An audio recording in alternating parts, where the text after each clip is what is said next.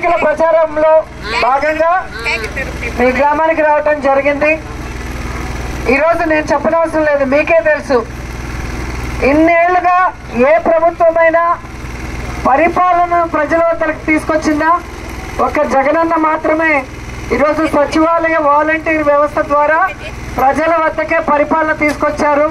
ప్రతి ఇంటిలో ఎంతమంది ఏ సంక్షేమ పథకానికి అర్హులో వారందరికీ కూడా గౌరవంగా వారి ఇంటి వద్ద వారి అకౌంట్లకే వచ్చింది. అవునా కాదా?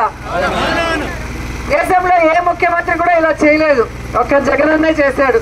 మరి అలాంటి గొప్ప మనసున్న నాయకుడికి, సంక్షేమ సామ్రాట్కి మనం రిటర్న్ గిఫ్ట్ గా ఏం చేయాలి? ఓటు వేయాలి. మన ఇంట్లోకి వెళ్ళగానే మన వేలు ఎక్కడికి వెళ్తుంది? ఫ్యాన్ స్విచ్ మీదకి. ఎందుకు? చల్లటి గాలిలో హ్యాపీగా ఉండొచ్చని.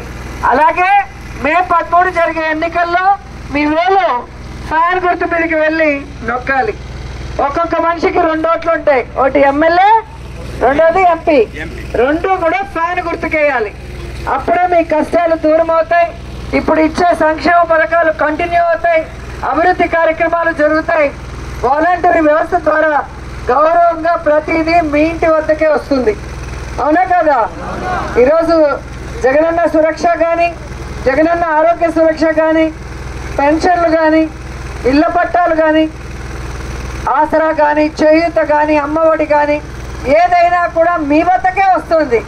మంత్రులు కూడా మీ వద్దకే వస్తున్నారు, మీరు ఎవరింటికి కూడా వెళ్ళాల్సిన అవసరం లేదు. అది జగనన్న ప్రభుత్వం. ప్రజల్ని అభిమానించే ప్రభుత్వం, ప్రజల కోసం అహర్నిశలు పనిచేసే ప్రభుత్వం. సో అలాంటి ప్రభుత్వాన్ని కాపాడుకోవాల్సిన బాధ్యత మనందరి మీద ఉంది. జగనన్న 2వసారి ముఖ్యమంత్రి అవ్వాలి.